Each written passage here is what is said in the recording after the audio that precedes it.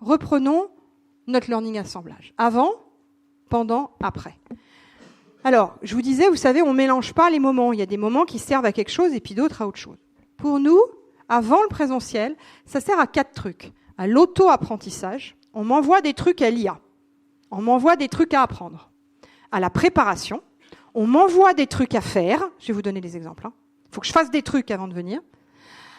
Au teasing, le fait de susciter le désir et la curiosité, je ne comprends pas très bien, mais ça a l'air super excitant. Ou à l'évaluation, soit de mes attentes, on me demande des choses concernant mes attentes, soit de mes acquis ou de mes niveaux requis. Où est-ce que j'en suis? Et je vais vous donner des exemples de ces 4 trucs-là, des exemples de choses un peu faites soit à la maison, soit pas à la maison. Après, le présentiel, qu'on a appelé intégré. Pour nous, le présentiel, il doit servir à ça, avoir des moments d'émotion et de sensations physiques, parce que ça, on ne peut pas l'avoir en distanciel, je vais vous donner des exemples.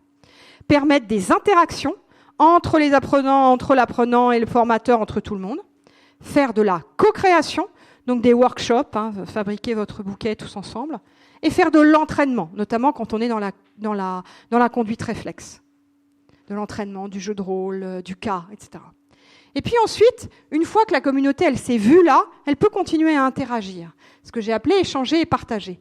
Et là, c'est partager les pratiques et contribuer au contenu. C'est pas possible pour toutes les populations. Ça, alors là, c'est clair. On peut pas facilement créer des communautés d'apprenants pour tout le monde. C'est pas vrai. Il faut que la motivation intrinsèque et extrinsèque soit forte. Il faut que les gens aient une relative aisance digitale et une relative aisance à l'expression. Je ne vais pas vous raconter des crics et des tracs. Et puis, après, c'est ce qui se passe après le présentiel. Et là, pour moi, il y a 4 choses. Il y a l'auto-apprentissage. Donc, je répète, je relis, etc. Il y a la classe virtuelle. C'est-à-dire que j'ai des moments d'apprentissage, mais en classe virtuelle, pas seul. C'est l'entraînement et ou le coaching terrain. Donc, il y a quelqu'un qui vient m'aider, faire avec moi. Et puis, c'est l'évaluation de mes acquis, voire de mes performances. On a des vendeurs.